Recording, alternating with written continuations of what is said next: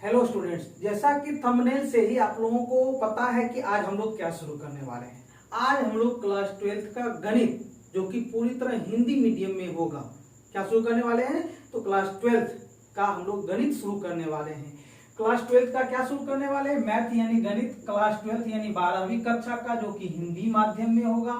और गणित की बहुत सारी शाखाएं इस क्लास 12th में दिया हुआ है, तो हम लोग जो उसमें से जो शाखा शुरू करने जा रहे हैं वो है बीज गणित यानी अलजेब्रा। तो हम लोग सबसे पहले क्या शुरू करेंगे, अलजेब्रा शुरू करेंगे। धीरे धीरे सब शुरू करेंगे, ऐसा नहीं है कि अलजेब्रा शुरू किया तो और सारे पार्ट छोड़ देंगे, ऐसा कुछ नहीं है। हम लोग जो है पहले बीज गणित शुरू कर रहे हैं, क्योंकि इससे पहले दो चैप्टर जो है रिलेशन और फंक्शन, वो हम लोगों को तभी समझ में आएगा जब हम लोग 11th क्लास का सेट रिलेशन फंक्शन जो भी वहां दिया हुआ वो सब हम लोग जब समझ लेंगे तभी हम लोग आगे बढ़ पाएंगे। इसलिए हम लोग पहले क्या शुरू किए हैं, बीज गणित यानी अलजेब्रा शुरू किए, फिर धीरे धीरे हम लोग बढ़ेंगे आगे। अब ये जो है हमारा एनसीईआरटी और बिहार बोर्ड दोनों के लिए क्या है, सही है, मतलब दोनों के लिए बेटे दोनों में ये क्या करेगा, काम करेगा। अब हम लोग जानते हैं क्लास 12th में दो किताबें हैं, एक बुक 1 और एक बुक 2। तो हम लोग जो सबसे पहले शुरू करने जा रहे हैं वो है बुक 1 यानी पार्ट 1। तो पार्ट 1 का जो है चैप्टर नंबर 3 है, जो कि चैप्टर का नाम है मैट्रिसेज। क्या नाम है, मैट्रिसेज, जिसको हम लोग हिंदी में आव्यूह कहते हैं। तो चलिए हम लोग शुरू करते हैं कि आव्यूह क्या होता है। अब ये मैट्रिसेज जो है, ये यहाँ जो दिया हुआ है किताब में, यानी हेडिंग जो दिया हुआ है वो लिखा हुआ है मैट्रिसेज, जो कि क्या है, प्लूरल फॉर्म में है। प्लूरल फॉर्म में है मतलब ये बहुवचन में है। बहुवचन का मतलब, इसका मतलब होता है एक से अधिक आव्यूह। चूंकि हम लोग यहाँ जो पढ़ेंगे सिर्फ एक आव्यूह की तो चर्चा नहीं करेंगे, इसलिए ये जो किताब का हेडिंग दे रखा है मैट्रिसेज यानी एक से अधिक आव्यूह, यानी हम बहुत सारे आव्यूह की क्या करेंगे, चर्चा करेंगे, इसलिए यहाँ जो है हेडिंग दिया है मैट्रिसेज। तो अब इससे संबंधित दो टर्म है। पहला है मैट्रिक्स, क्या है, मैट्रिक्स, METRIX, इसको पढ़ते हैं मैट्रिक्स। इसका मतलब होता है एक आव्यूह, इसको हम लोग क्या कहते हैं, सिंगुलर। लेकिन जब हम इसका प्लूरल बनाएंगे, जो कि किताब का हेडिंग दे रखा है, तो मैट्रिक्स में एक्स जो है वो क्या हो जाएगा, हट जाएगा। क्या हो जाएगा, हट जाएगा, और उसकी जगह पर क्या आ जाएगा, CS। यानी ये जब सिंगुलर है तो एक्स लगा हुआ रहेगा, लेकिन जब प्लूरल बनेगा तो एक्स की जगह क्या आ जाएगा, CES आ जाएगा। क्या बन जाएगा अब ये, मैट्रिसेज, जिसका मतलब होगा एक से अधिक आव्यूह, यानी ये हमारा क्या होगा, प्लूरल होगा। अब मैट्रिक्स यानी आव्यूह की परिभाषा देने से पहले हम लोग सबसे पहले ये समझते हैं कि आखिर आव्यूह होता क्या है, आखिर आव्यूह होता क्या, इसका क्या मतलब है। उसके बाद हम लोग क्या करेंगे, इसका एक परिभाषा देखेंगे। लेकिन फिलहाल हम लोग 2-3 उदाहरण के माध्यम से समझते हैं कि आखिर आव्यूह है क्या।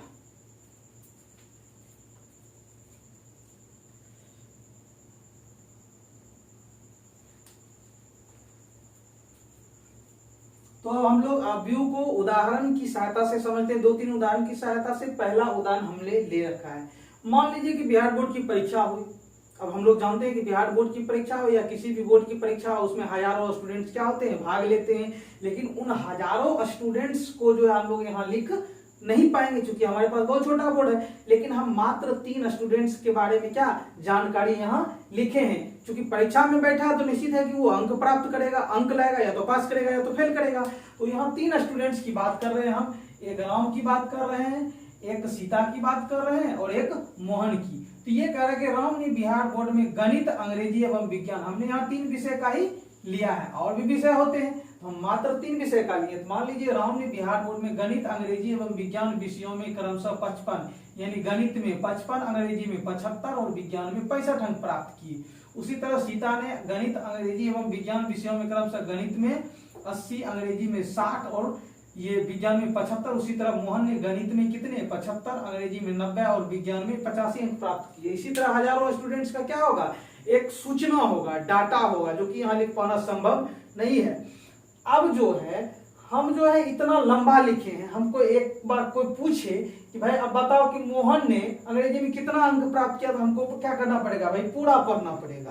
क्या पढ़ना पड़ेगा, पूरा पढ़ना पड़ेगा। देखना पड़ेगा कि भाई मोहन कहाँ है, मोहन यहाँ है, पहले तो नाम ढूंढना पड़ेगा, फिर देखना पड़ेगा कि हमको पूछा क्या गया अंग्रेजी में, तो अंग्रेजी में कितना अंक लाया है, तो ये यहाँ से दूसरा है तो यहाँ से दूसरा। अब इतना खोजना पड़ेगा। तो यहाँ तो 3 स्टूडेंट्स है तो हम आराम से खोज सकते हैं, लेकिन जब हमको हजारों स्टूडेंट्स में से निकालना हो खोज करके, तब हमारे लिए बहुत बड़ी समस्या खड़ी हो जाएगी। तो इसी समस्या को सॉल्व करने के लिए हमारा जो है गणित का एक औजार है। क्या है? औजार है, टूल है, हथियार है, जो हमारे इस बड़े से डाटा यानी आंकड़ा यानी इंफॉर्मेशन को क्या करता है? सरल करता है, आसान करता है, ताकि हम तुरंत बता सकें। तो इसी को जो आसान करने वाला एक टॉपिक है, मतलब इसको हम लोग गणित में क्या कहेंगे? तो उसी को हम लोग क्या कहेंगे? ऑब्व्यू। यानी जो हमको औजार है, मेरे पास जो औजार है गणित में, जो इसको क्या करेगा? सरल करेगा, उस औजार का नाम है ऑब्व्यू, जो कि हम लोग पढ़ने जा रहे हैं। तो हम लोग देखेंगे कि आप हम लोगों ने समझ लिया कि हाँ बहुत बड़े डाटा है। जैसे अब ये नहीं, जरूरी नहीं है कि सिर्फ यही होगा। मान लीजिए कि कोई दुकानदार है या कोई कारखाना है, वहां बहुत सारे बल्ब बनाए जा रहे हैं। मान लीजिए कि एलईडी बल्ब है, ट्यूबलाइट है, बहुत सारे बल्ब है, उसको क्या रखना है? मान लीजिए डाटा रखना है, इंफॉर्मेशन रखना है, तो वो इस तरह तो लिख नहीं पाएगा। तो वो क्या करेगा? तो यही गणित की चैप्टर ये मैट्रिक्स का क्या करेगा? मदद लेगा, क्योंकि ये जो है उसके डाटा इंफॉर्मेशन को क्या करेगा? आसान कर देगा। तो हम लोग देखते हैं अब इसका जो हम लोग बनाएंगे, इसको आसान हम कैसे करेंगे? हम लोग ऐसा करते हैं, इसको शॉर्ट में जो हम बनाएंगे उसको हम लोग टेबल में बनाते हैं। किसमें बनाते हैं? इसका एक टेबल बनाते हैं, इसको हम लोग हिंदी में तालिका कहते हैं। हम लोग इसका एक टेबल यानी तालिका बनाते हैं।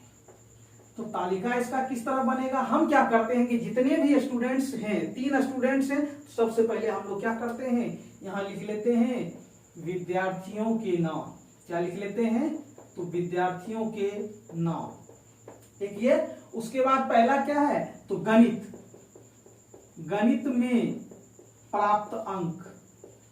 उसके बाद हम लोग लेते हैं अंग्रेजी में प्राप्त अंक, अंग्रेजी में प्राप्त अंक। उसके बाद क्या होगा?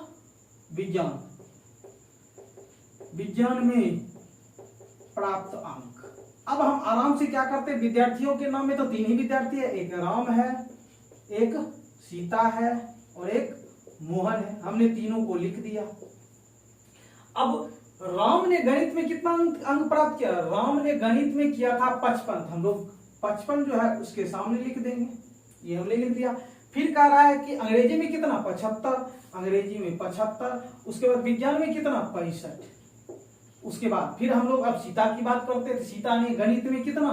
सीता ने गणित में 80, गणित में 80। उसके बाद अंग्रेजी में 60, अंग्रेजी में 60। उसके बाद विज्ञान में 75 लिख दिया हमने। उसके बाद मोहन की बात करें, मतलब मोहन ने अंग्रेजी में 75, अंग्रेजी में मोहन ने अंग्रेजी नहीं गणित यहाँ 75 है, 75 प्राप्त किया गणित में। उसके बाद अंग्रेजी में 90 और ये विज्ञान में कितना? 85। एक बार मिला लेते हैं तो यहाँ है 55, 75, 65, 55, 75, 65। और उसके बाद 80, 60, 75, 80, 60, 75, ठीक है, 75, 90, 85, 75, 90, 85। तो हम लोग जब इस इतने बड़े से डाटा यानी इंफॉर्मेशन का जब एक टेबल बनाए, तो हमको इस तरह का टेबल मिला। कितना आसान हुआ। अब हमको यदि पूछ दे कि भाई आप ये बताओ कि मोहन ने विज्ञान में कितना प्राप्त किया, तो सीधे मोहन पर जाएंगे और मोहन पर जाते हुए सीधे विज्ञान की बात करें। विज्ञान यहाँ यानी मोहन ने विज्ञान में कितना प्राप्त किया? तो 85 अंक यानी 85 अंक प्राप्त किया। लेकिन इसमें हमको क्या करना पड़ता? खोजना पड़ता। तो यही जो है, ये जो हम तालिका बनाए, टेबल बनाए, इसी को हम लोग गणित की भाषा में क्या कहते हैं? ऑब्व्यू कहते हैं। क्या कहते हैं? ऑब्व्यू कहते हैं। यानी यही हमारा जो ये तालिका बना, टेबल बना, इसी को हम लोग गणित की भाषा में क्या कहते हैं? ऑब्व्यू कहते हैं। क्या कहते हैं? ऑब्व्यू कहते हैं। क्या कहते हैं? ऑब्व्यू यानी मैट्रिक्स, ठीक है। क्या कहते हैं? ऑब्व्यू कहते हैं। तो हम लोगों ने देखा कि यही जो हमारा बना टेबल, यही हमारा क्या कहलाया? ऑब्व्यू कहलाया। क्या कहलाया?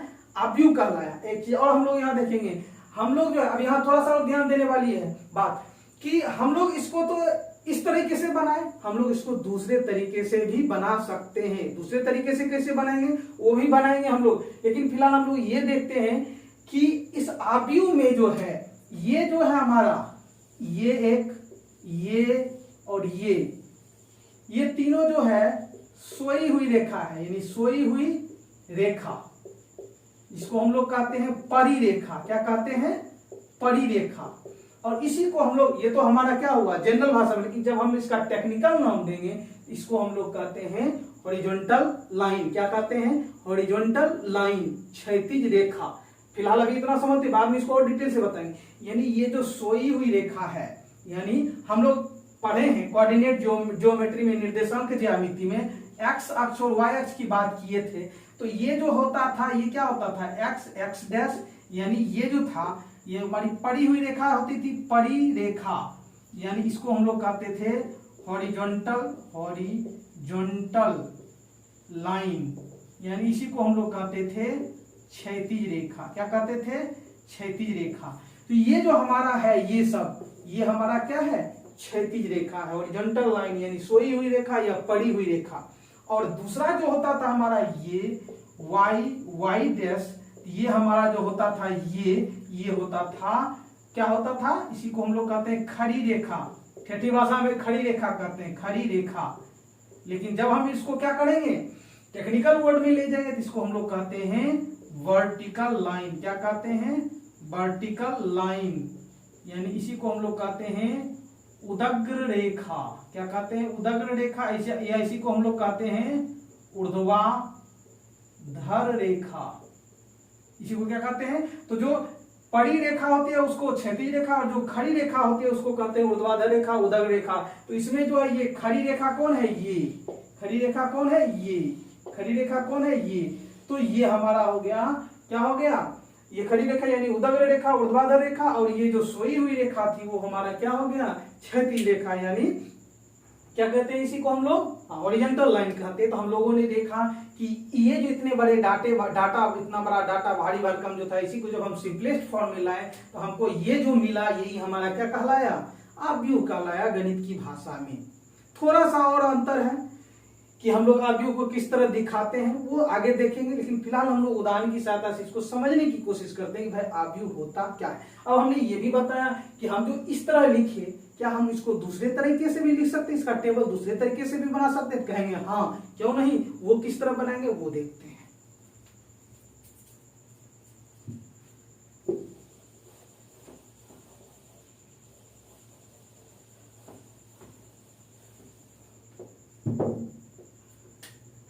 टेबल, जिसको हम लोग कहते हैं तालिका।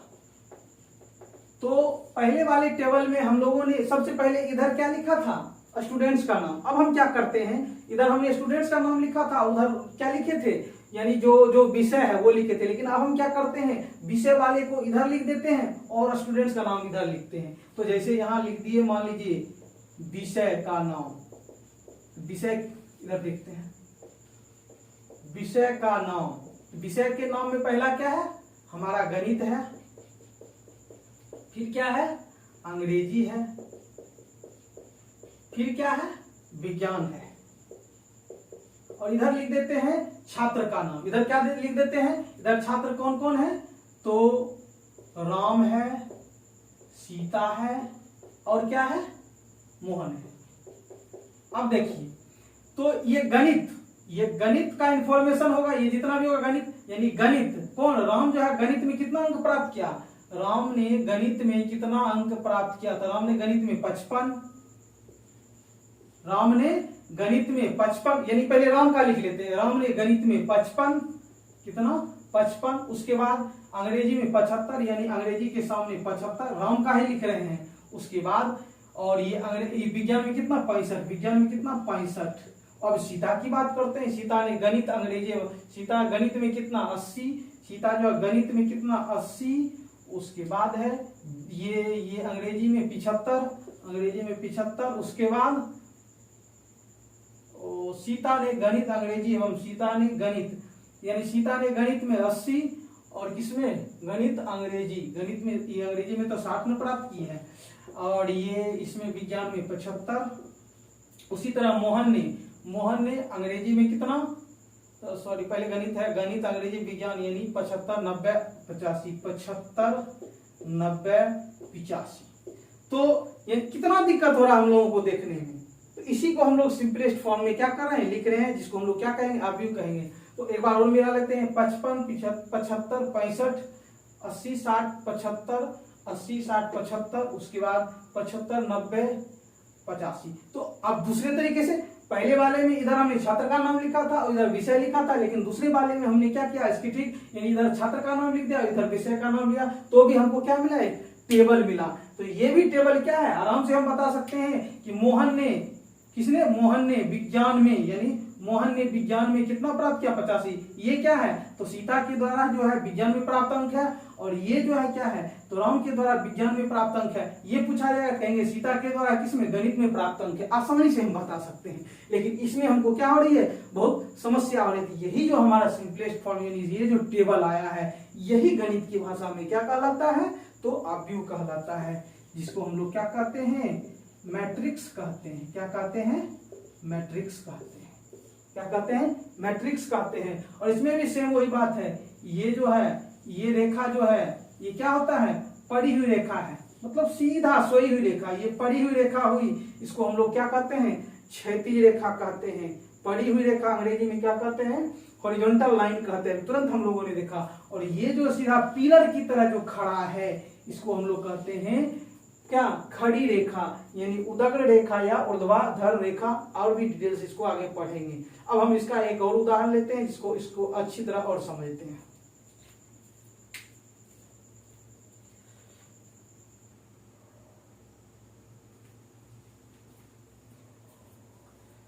अब हम लोग एक दूसरे उदाहरण की बात करते हैं। मान लीजिए कि 3 मैचों की एक सीरीज हुई, श्रृंखला हुई।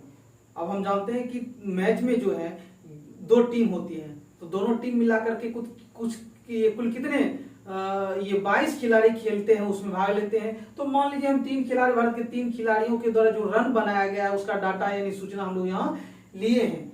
सारे खिलाड़ियों का डाटा संभव नहीं है, तो अब हम 3 खिलाड़ी, एक रोहित शर्मा, दूसरा विराट कोहली और एक तीसरा जो है पांड्या के बारे में हम लोग बात करते हैं। तो मान लीजिए कि रोहित शर्मा ने पहले, दूसरे एवं तीसरे मैच में, यानी पहला मैच में 80, दूसरा मैच में 90 और तीसरा मैच में 70 रन बनाए। उसी तरह विराट कोहली ने पहले मैच में 60, दूसरे मैच में 40 और तीसरे मैच में 70 रन बनाए। उसी तरह पांड्या ने पहले मैच में 70, दूसरे में 50 और तीसरे में 30 रन बनाए। तो अब ये पूरा जो डाटा है, इसको हमको क्या खोजने में बहुत दिक्कत हुआ। एक मान लीजिए पूछा जाए कि पांड्या ने जो है तीसरे मैच में कितना रन बनाया। अब हम इसको पढ़ेंगे, यानी हम लोग को पढ़ना पड़ेगा, तब जाके हम लोगों को क्या होगा, इसका डाटा मिलेगा।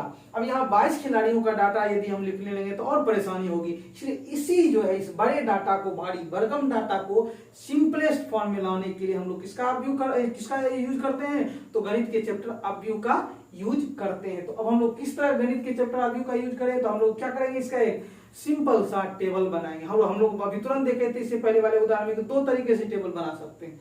तो टेबल 1, टेबल 2। तो पहले टेबल में हम क्या करते हैं, इधर खिलाड़ियों का नाम लिख देते हैं, यानी रोहित शर्मा, विराट कोहली और पांड्या। और इधर जो है ये पहला मैच, दूसरा मैच, तीसरा मैच। तो पहले मैच में जो है ये पहले मैच, दूसरे मैच और तीसरे मैच में जो है ये रोहित शर्मा के द्वारा 80 90 और 70, 80 90 और 70 बनाया गया। उसी तरह विराट कोहली के द्वारा कितना 60 40 70, 60 40 70। उसी तरह पांड्या के द्वारा 70 50 30 रन बनाए गए थे। ये जो हमको एक सिंपल सा क्या इस तरह का जो बना 80 90 70 60 यानी 60 40 70, उसके बाद 70 50 और 30, ये जो हमको एक क्या मिला, टेबल मिला, यही हमारा गणित की भाषा में क्या कहलाता है, तो इसी को हम लोग कहते हैं आव्यूह। इसी को क्या कहते हैं, आव्यूह मैट्रिक्स। और अभी तुरंत हम लोगों ने देखा था कि ये पड़ी रेखा होती है, इसलिए इसको हम लोग क्या कहते हैं, क्षैतिज रेखा कहते हैं। क्या कहते हैं, क्षैतिज रेखा, हॉरिजॉन्टल लाइन कहते हैं। और ये जो है खड़ी रेखा है पिलर की तरह,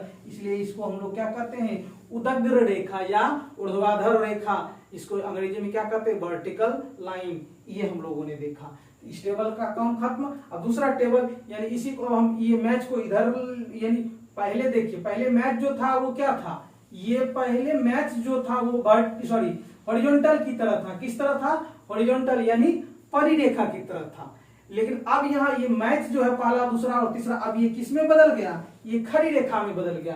तो पहले वाले में हम लोग परिरेखा के रूप में यूज किए थे मैच को, अब यहाँ खड़ी रेखा के रूप में बदल गया। उसी तरह यहाँ जो था, ये खिलाड़ियों के नाम जो था वो खड़ी रेखा के रूप में था, अब यहाँ किस रेखा के रूप में हो गया, परिरेखा के रूप में। मतलब हम ये इंफॉर्मेशन को खड़ी रेखा और परिरेखा यानी क्षैतिज रेखा और ऊर्ध्वाधर रेखा, दोनों तरीके से हम क्या कर सकते हैं, व्यक्त कर सकते हैं। जैसे भी करना है, कोई दिक्कत नहीं है। पहले वाले में जो भी जो था हमारा, उसी तरह हमने एक बार उसको क्या किए, एक बार इधर ये जो था, जो स्टूडेंट्स भाग लिया था उसको हमने खड़ी रेखा के रूप में लिया था, यानी उदग्र रेखा के रूप में, और इधर जो हमने विषय का नाम लिखा था वो परी रेखा के रूप में, यानी हॉरिजॉन्टल लाइन, क्षैतिज रेखा के रूप में लिया। फिर दूसरे टेबल में हमने ये जो विषय का नाम था उसको हमने खड़ी रेखा के रूप में रखा, और जो विद्यार्थी का नाम था उसको हमने परी रेखा के रूप में रखा। तो दोनों तरीके से व्यक्त कर सकते हैं। तो इसी तरह पहला मैच में रोहित के द्वारा पहले मैच में कितना, बस यही 80, 90 और 70 जो वही परी रेखा था, अभी क्या बन गया ये 80, 90 और 70 खड़ी रेखा। उसी तरह ये दूसरा जो परी रेखा जो था, अब यहाँ क्या, यानी ये विराट कोहली के द्वारा बनाया गया रन था, अब ये क्या हो गया, खड़ी रेखा में बदल जाएगा। यानी क्षैतिज रेखा जो ओरिएंटल रेखा जो वो उदग्र रेखा के रूप में बदल गया। उसी तरह पांड्या के द्वारा बनाया गया रन परी रेखा के रूप में है, अब ये किस रेखा के रूप में बदल गया, तो खड़ी रेखा के रूप में बदल गया। तो यही हमारा जो है क्या कहलाता है, गणित की भाषा में क्या कहलाता है, आव्यूह कहलाता है। एक और उदाहरण की सहायता से हम लोग देखते हैं कि आव्यूह क्या होता है।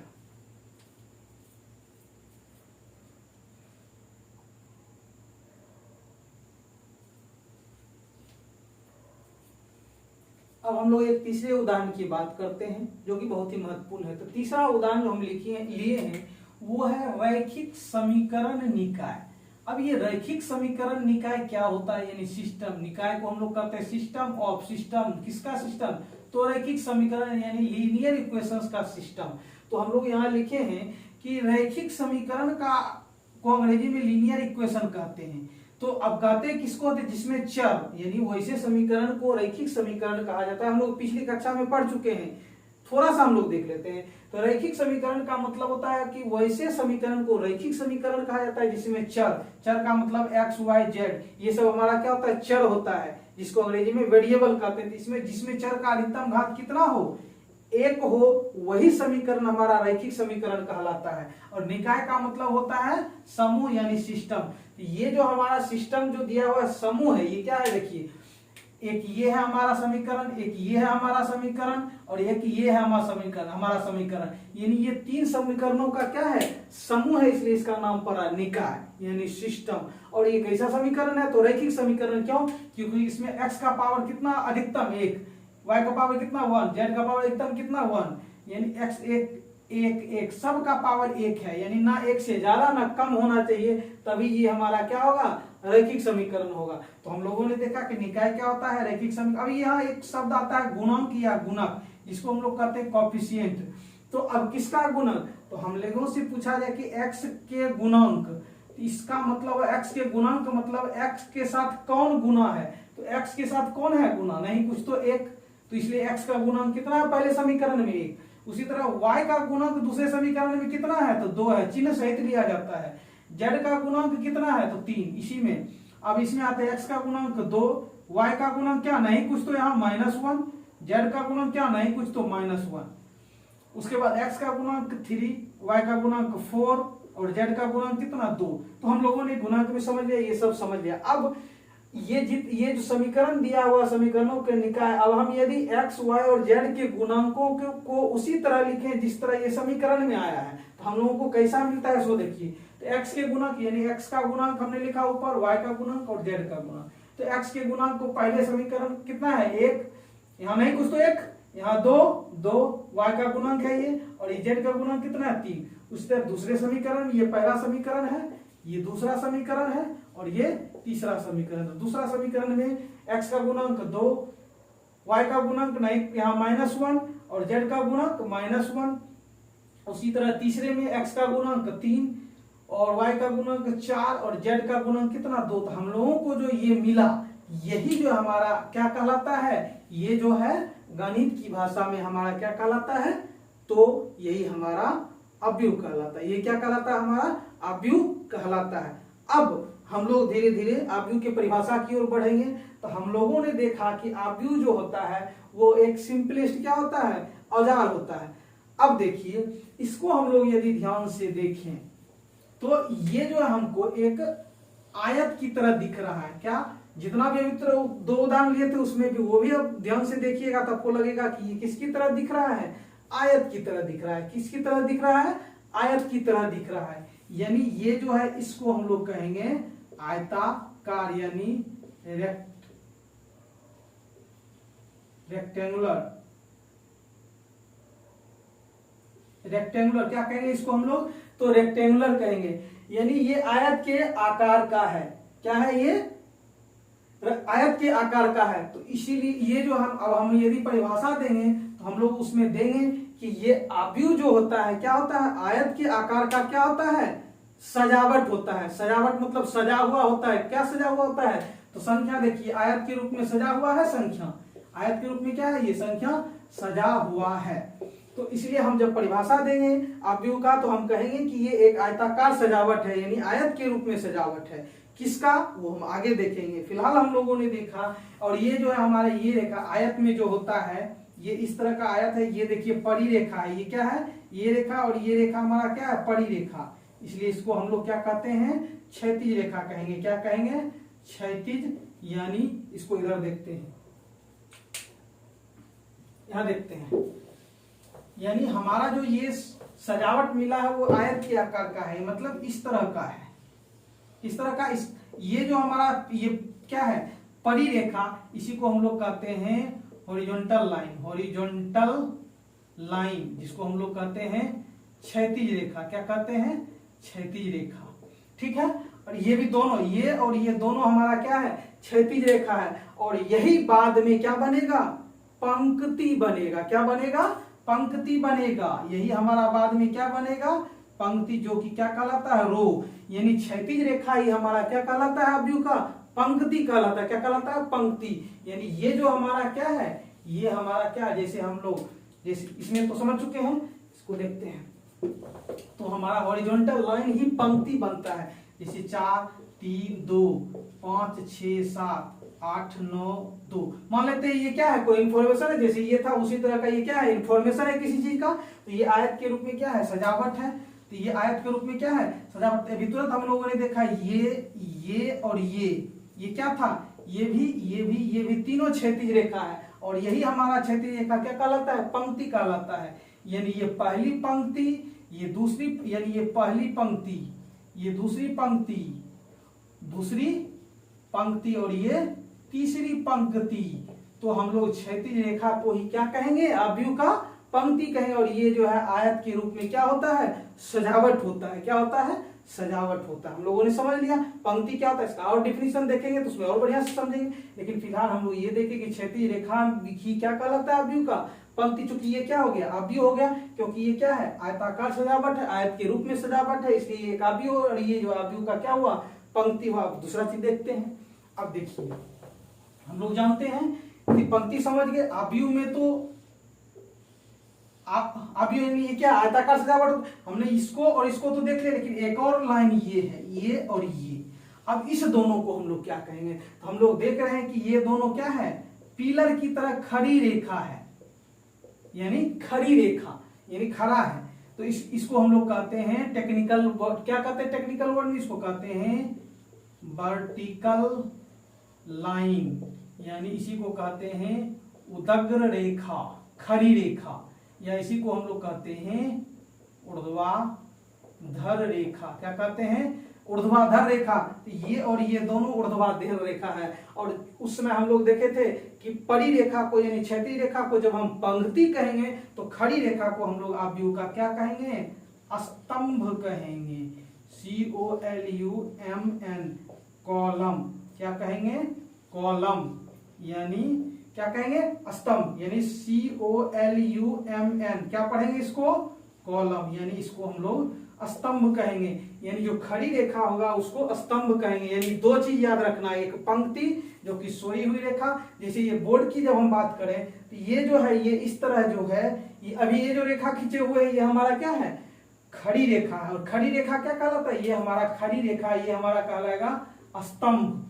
और जो परी रेखा, यानी यही हम बात करें तो ये परी रेखा, ये हो गया पंक्ति, और ये खड़ी रेखा, ये हो गया स्तंभ। तो हम लोगों ने देखा कि आव्यूह जो होता है आयताकार सजावट होता है, और इसमें जो है पंक्ति भी होता है और स्तंभ भी होता है।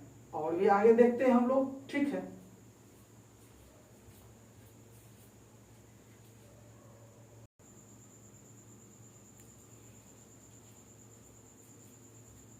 हम हम लोग आगे बढ़ते हुए एक और बढ़िया जैसा उदाहरण लेते हैं, उसके बाद और अच्छी तरह समझते हैं। तो देखते हैं हम लोग ये फिर मैंने क्या लिया, एक रैखिक समीकरण निकाय लिया। क्या लिया? तो रैखिक समीकरण निकाय, ठीक है, रैखिक समीकरण निकाय लिया। इससे पहले भी उदाहरण देख लिए थे। अब इसमें हम लोगों ने देखा था कि x का गुणांक क्या होता है। यहाँ x का गुणांक कितना है, -2। पहले समीकरण में समीकरण 1, समीकरण 2 और समीकरण 3। तो पहले इसका x, y और z का गुणांक जैसे जैसे हम उसी तरह लिखते हैं। x का गुणांक यानी x का गुणांक पहले ये पहला वाला समीकरण का है, ये दूसरे वाले समीकरण का है और तीसरे वाले समीकरण। तो पहले वाले समीकरण में x का गुणांक कितना है, -2 और y का गुणांक कितना है, 3 और z का गुणांक कितना है, -5। उसी तरह दूसरे वाले में x का गुणांक -4, दूसरे वाले में y का गुणांक -3, ये z होगा, क्या होगा, z होगा, z का गुणांक -2, तीसरे वाले में x का 7, y का 5 और z का 4। अब ये जो हमको दिया है, यानी ये जो हमको मिला, तो यही इसी को हम लोग क्या कहते हैं गणित की भाषा में, आव्यूह कहते हैं। क्या कहते हैं, आव्यूह कहते हैं। अब इसको हम लोग यहाँ लिखे हैं। अब ये जो है इस तरह देखने में उतना अच्छा नहीं लग रहा है। क्या हो रहा है, इतना अच्छा नहीं लग रहा है। या हो सकता है कि हम मान लेते हैं कि 1, 2, मान लीजिए यहाँ एक आव्यूह है तो एक आव्यूह है, ठीक है, इसको तो हम आराम से कह सकते हैं कि हाँ एक आव्यूह। लेकिन जब दो आव्यूह एक साथ आ जाए तब दिक्कत होगा। क्या होगा, दिक्कत होगा। क्या, कैसे? तो सबसे पहले ये देखते हैं कि इसी को हम यहाँ लिखे -2, 3, -5, -4, -3, -2, 7, 5, 4, यही चीज हमने यहाँ लिखा। तो अब हम लोग ये देखते हैं कि कैसे दिक्कत होगा। तो ये हम मिटाते हैं और यहाँ देखते हैं। जैसे हम दो आव्यूह लेते हैं, क्या लेते हैं, दो आव्यूह लेते हैं, मान लेते हैं 1, 2, 3, 4, 5, 6, 7, 8, 9, फिर 5, 2, 3, 4, 2, 1, 5, 6, 7। अब हमने तो यहाँ दो आव्यूह लिखा है, लेकिन स्टूडेंट्स को लगेगा अरे यार ये तो एक ही आव्यूह है। अब वो कंफ्यूज कर जाएगा। क्या कर जाएगा, कंफ्यूज कर जाएगा। क्योंकि इस आव्यूह के लिए और इस आव्यूह के लिए किसी के लिए तो बाउंड्री लाइन है नहीं, यानी कोई सीमा है नहीं, कोई पहचान तो है नहीं कि भाई हम कैसे कहें कि एक अलग आव्यूह है, एक अलग आव्यूह है। तो इसीलिए इसी कंफ्यूजन को दूर करने के लिए और देखने में ये अच्छा लगे, इसीलिए हम लोग जो है इसको 3 तरीके से क्या करते हैं, आव्यूह को मतलब 3 तरीके से इसको दिखाते हैं, प्रदर्शित करते हैं। हालांकि ये जो हम चिन्ह देने जा रहे हैं, ये जो इधर दिख रहा है चिन्ह, इसका कोई मतलब नहीं होता है। दीजिए तो भी अच्छा, नहीं दीजिए तो भी अच्छा, लेकिन चूंकि देना यहाँ अनिवार्य इसलिए चूंकि ये देखने में अच्छा लगे और 2 या 2 से अधिक आव्यूह के बीच कंफ्यूजन पैदा नहीं हो कि ये क्या कितना आव्यूह है, इसलिए हम लोग इस चिन्ह का प्रयोग करते हैं। तो हम लोग जो है इसको या तो बड़ी ब्रैकेट से क्या करते हैं, दिखाते हैं, यानी बड़े ब्रैकेट के अंदर हम जितनी भी संख्या है उसको क्या कर दिए, बंद कर दिए। तो इसका मतलब हुआ कि ये गणित की भाषा में ये किसका चिन्ह माना जाएगा, तो ये आव्यूह का चिन्ह माना जाएगा। या किसी ने क्या किया, बड़ी ब्रैकेट की जगह छोटी ब्रैकेट का यूज कर दिया, तो भी ये क्या है, सही है, ये भी आव्यूह ही है। और एक जो तीसरा है कि ना बड़ी ब्रैकेट ना छोटी ब्रैकेट, हमने 2 खड़ी लाइन का यूज कर दिया, इधर भी और इधर भी, तो भी हमारा ये क्या हुआ, एक आव्यूह हुआ। लेकिन ज्यादा से ज्यादा यानी जनरली जो यूज होता है हमारे एनसीईआरटी बुक में जो यूज हुआ है ज्यादा से ज्यादा, वो इसका यूज हुआ है। ये भी यूज कर सकते हैं, लेकिन जो हमारा एनसीईआरटी यूज किया वही हम लोग भी करेंगे तो ज्यादा बेहतर होगा। अब हम लोगों ने ये समझ लिया कि हम लोग आव्यूह को जो है इस चिन्ह के अंदर क्या कर देते हैं, बंद कर देते हैं। हालांकि इस चिन्ह का मतलब कुछ नहीं होता है, इसका कोई मतलब नहीं होता है, सिर्फ देखने में ये अच्छा लगे, ठीक है, और इसका कोई बाकी कोई वैल्यू नहीं है। अब आगे हम लोग देखते हैं कि हम लोग आव्यूह में देखे थे, हम क्षैतिज रेखा, पंक्ति और स्तंभ रेखा, ये स्तंभ उदक रेखा पर इसलिए फोकस करें, ज्यादा इसलिए बता रहे हैं इसके बारे में, क्योंकि यही मेन 2 चीज होती है, इसी में बच्चे क्या हो जाते हैं, कंफ्यूज कर जाते हैं। तो हम आव्यूह की ये यदि हम रेक्टेंगल की बात करें, क्या बात करें, रेक्टेंगल की बात करें, तो आगे देखते हैं, इधर देखते हैं। तो हमारा ये जो है ये क्या होता है, हम लोगों ने देखा कि आव्यूह क्या होता है, एक आयताकार सजावट होता है, इसमें ये क्या होता है, इसको हम लोग लंबाई कहते हैं। क्या कहते हैं हम लोग, लंबाई। तो लंबाई जो होता है आयत का, वही हमारा क्या कहलाता है, उसी को हम लोग कहते हैं क्षैतिज रेखा। क्या कहते हैं, क्षैतिज रेखा, यानी अंग्रेजी में इसको कहते हैं हॉरिजॉन्टल लाइन। और ये चूंकि हॉरिजॉन्टल लाइन अभी तक पढ़ते हुए आ रहे हैं, लेकिन जब हम इसी को आव्यूह में लेकर जाएंगे तो यही हमारा आव्यूह क्या कहलाएगा, ये पंक्ति कहलाएगा। क्या कहलाएगा, पंक्ति कहलाएगा। तो इसमें कितने पंक्ति हैं, मान लीजिए हम यहाँ 2 अवयव थे, तो इसमें 1 पंक्ति, 2 पंक्ति, 3 पंक्ति, इसलिए हम इसको क्या कहेंगे, ये 3 पंक्ति है। क्या कहेंगे, 3 पंक्ति है। और ये यानी अवयव आयत का जो लंबाई होता है वो क्या होता है, एक तरह से क्षैतिज रेखा हुआ, हॉरिजॉन्टल लाइन हुआ, और ये क्या होता है, ये चौड़ाई जो कि खड़ी रहती है, क्या रहती है, तो ये हमने लिखा है, ये जो हमारा व्यू है यानी ये जो लंबाई है उसको हम लोग क्या कहते हैं, क्षैतिज रेखा, हॉरिजॉन्टल लाइन, जिसको हम लोग पंक्ति भी कहते हैं। और एक खड़ी रेखा होती है, जो खड़ी रेखा क्या होती है, तो ये चौड़ाई का जो काम करती है, ये हमारा क्या होती है, खड़ी रेखा, क्या होती है, खड़ी रेखा, जिसको हम लोग कहते हैं उदग्र रेखा, यानी वर्टिकल लाइन, वर्टिकल लाइन। इसी को हम लोग क्या कहते हैं, स्तंभ कहते हैं। क्या कहते हैं, स्तंभ यानी कॉलम कहते हैं। क्या पढ़ते हैं इसको, कॉलम। क्या पढ़ते हैं, कॉलम। तो यही हमने लिखा कि ये जो हमारा है दोनों, ये हमारा उदग्र रेखा यानी स्तंभ यानी कॉलम कहलाता है। तो हम लोगों ने देखा कि अवयव क्या होते हैं और पंक्ति और स्तंभ क्या होता है। अब हम लोग तो ये समझ चुके हैं कि भाई अवयव जो होता है वो क्या होता है हमारा, ये आयताकार सजावट होता है, आयत के रूप में सजावट होता है। अब ये देखना है कि क्या सारे सजावट जो है आयताकार दिखते हैं, वो भी देख लेते हैं।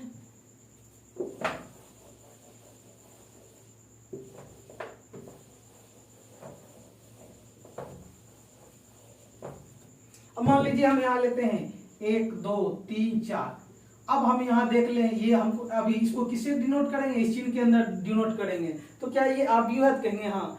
अब पूछा जाएगा भाई ये आयताकार सजावट है कहाँ, ये तो वर्ग जैसा दिख रहा है। तो हम लोग ये पढ़ चुके हैं आयत की प्रॉपर्टी में, मतलब आयत के गुण में, कि एक आयत जो है वर्ग हो सकता है। क्या पढ़े थे, आयत जो है वो वर्ग हो सकता है। हो सकता है कब, जब आयत की लंबाई चौड़ाई दोनों बराबर हो जाए तो वो क्या हो सकता है, वर्ग हो सकता है। इसका मतलब वर्ग भी क्या हुआ, एक आयत हुआ। यानी ये भी हमारा क्या हुआ, एक आयताकार सजावट हुआ, यानी रेक्टेंगल के रूप में क्या हुआ, सजावट हुआ। किसका, तो संख्याओं का। अब यहाँ ये परिभाषा बनता है, यानी एक प्रश्न उठता है कि ये तो ठीक है भाई, ये तो आयताकार सजावट है, लेकिन है किसका। क्या सभी संख्याओं का आयताकार सजावट हो सकता है, या सभी संख्याओं का नहीं हो सकता। तो हम कहेंगे कि हम लोग जितना 10th तक पढ़े थे वास्तविक संख्या क्या होता है वो आप लोग समझते हैं, ठीक है। तो 10th तक पढ़े थे वास्तविक संख्या। और याद कीजिए 11th में हम लोगों ने पढ़ा था, एक चैप्टर था कॉम्प्लेक्स नंबर। क्या था, कॉम्प्लेक्स नंबर, जिसको हम लोगों ने देखा था, इसको हम लोग कहते हैं सम्मिश्र संख्या। क्या कहते हैं, सम्मिश्र संख्या, कॉम्प्लेक्स नंबर। क्या, कॉम्प्लेक्स नंबर, यानी ये जो था उसमें एक काल्पनिक संख्या हुआ करता था। काल्पनिक संख्या क्या हुआ करता था, तो काल्पनिक संख्या यानी इमेजिनरी नंबर। इमेजिनरी नंबर क्या हुआ करता था भाई, तो उसमें हम लोगों ने देखा था, मिटाते हैं इसको, कि आई एक्स क्या होता था, आई एक लेटर हुआ करता था। आई का मतलब रूट अंडर -1 हुआ करता था। उसमें परिभाषा बताया जाता था कि जिस नंबर्स का जो है यानी क्या स्क्वायर माइनस में आए उसको हम लोग काल्पनिक संख्या कहते हैं, इमेजिनरी नंबर। अभी उतना नहीं डिटेल में जाना, नहीं तो पता चला कि सारा जो है 11th और 12th का मैथ एक ही बार शुरू हो गया। आप लोग पढ़ चुके हैं 11th में, यदि नहीं पढ़े हैं तो जब मैं क्लास 11th का सम्मिश्र संख्या कॉम्प्लेक्स नंबर पढ़ाऊंगा तो वो आप अच्छी तरीके से देख लीजिए। अभी फिलहाल मैंने वीडियो नहीं बनाया है, तो अभी फिलहाल समझते हैं कि ये जो हमारा काल्पनिक संख्या जैसे 3 + 4i या 5 - 3i, इस तरह की संख्याएं जो हुआ करती है वो हमारा क्या कहलाता है, कॉम्प्लेक्स नंबर कहलाता है। तो ये जो हमारा अवयव है आयताकार सजावट है, लेकिन किसका हो सकता है, वास्तविक संख्या का भी। वास्तविक संख्या मतलब नेचुरल भी हो सकता है, यानी प्राकृतिक संख्या, पूर्ण संख्या, पूर्णांक, परिमेय संख्या, अपरिमेय संख्या, इस सब के समूह को क्या कहते थे हम लोग, यही सब क्या है, ये वास्तविक संख्या। तो ये जो हमारा आयताकार सजावट होगा वो वास्तविक संख्याओं का भी हो सकता है, सम्मिश्र संख्याओं का भी हो सकता है। और एक तीसरा आता है जो कि 11th में ही हम लोग पढ़े हैं, फलन चैप्टर पढ़े थे, फंक्शन। तो ये फलन भी हो सकता है। तो ये आयताकार सजावट है किसका किसका, तो वास्तविक संख्याओं का और किसका, तो सम्मिश्र संख्याओं का। किसकी संख्याओं का, सम्मिश्र संख्याओं का। और तीसरा जो है फलन, फंक्शन। क्या, फलन, फंक्शन। ये तीनों का क्या हो सकता है, आयताकार सजावट। यानी सजावट के रूप में हम इस तीनों को ले सकते हैं। जैसे देखते हैं